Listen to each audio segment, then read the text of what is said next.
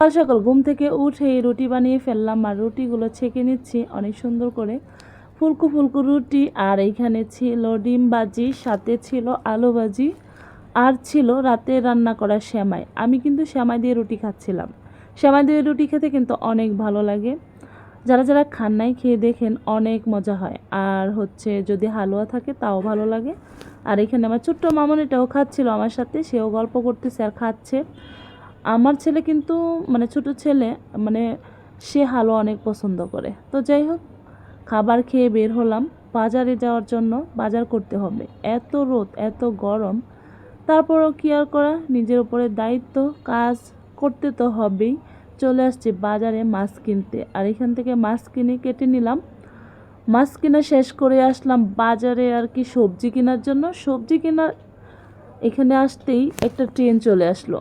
আসলে আমাদের বাজারটা হচ্ছে রেল লাইনের দুই পাশে হচ্ছে বাজার, আর মাঝখান দিয়ে রেল লাইন আর কি ট্রেন যায়। যখনই আমি বাজার আসি তখনই ট্রেন, আর সাইডে দাঁড়িয়ে দেখতেছিলাম।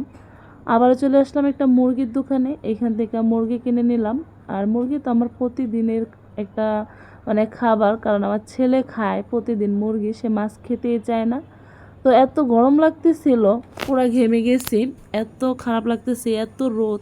এখন তো অনেক রোদ পড়ে গেছে, অনেক গরম বাহিরে, বের হওয়াই যায় না, এত গরম। এসেই কিন্তু বাসায় রান্না বান্না শুরু করে দিলাম। এখানে মুরগির মাংস রান্না করব, সেজন্য মাংস আগে ভেজে তারপর মশলাটা সুন্দরভাবে কষাচ্ছিলাম। মশলাটা যতই কষানো হবে তরকারিটা খেতেও ভালো লাগবে। তো মাংসগুলো দিয়ে সুন্দরভাবে আবারও কষাচ্ছি।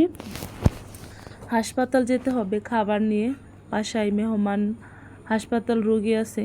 আমার বড় আপু শাশুড়ি হাসপাতাল ভর্তি, তো তাদের জন্য আমি খাবার নিয়ে যাব।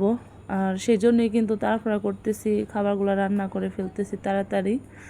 একটু আগে যেতে হবে, আজকে তাদের আর কি রিলিজ দিয়ে দিবে, বাড়িতে চলে যাবে। তো 2টার আগে আমার যেতে হবে হাসপাতাল, সেজন্য আমি তাড়াহুড়া করে রান্না বান্না শেষ করতেছিলাম। আর এখানে মাংসটা কষিয়ে মাছগুলোও ভেজে নিচ্ছি, মাছের তরকারি রান্না করব, সেজন্য মাছগুলো ভেজে তারপর আর কি তরকারি রান্না করব। আমার কাছে মাছ ভেজে রান্না করলে কিন্তু একটু ভালো লাগে। আজকে মাছের তরকারিটা রান্না করব দুন্দুল দিয়ে। এটাকে কি নামে চিনেন কমেন্টস করে জানাবেন। আমাদের এলাকায় এটাকে দুন্দুল বলে আর কি। তা আমি সুন্দর করে ছিলে নিচ্ছিলাম, ছিলে কেটে ধুয়ে রেডি করতেছি তরকারি রান্না করার জন্য।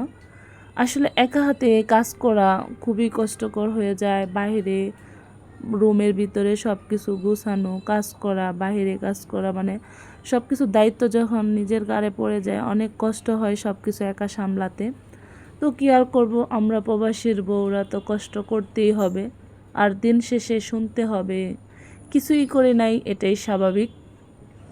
তো যাই হোক, অনেক বক বক করলাম। এখানে রান্নাটাও বসিয়ে দিলাম, মাছের তরকারি এখানে সুন্দরভাবে কষাচ্ছি আর কি সবজিগুলা।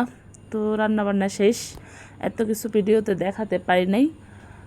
আমি এখন রেডি করব হাসপাতাল যাওয়ার জন্য, খাবারগুলো বক্সে ভরে ফেলবো। আর রেডি হয়ে বের হয়ে গেলাম।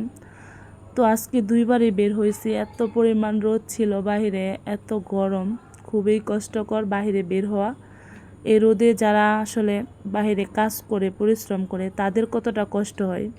আর এই যে রিক্সাওয়ালা ভাই, ওনার জন্য খুবই খারাপ লাগতেছিল যে আসলে উনি কত কষ্ট করে রিক্সা চালাচ্ছে, এত পরিশ্রম।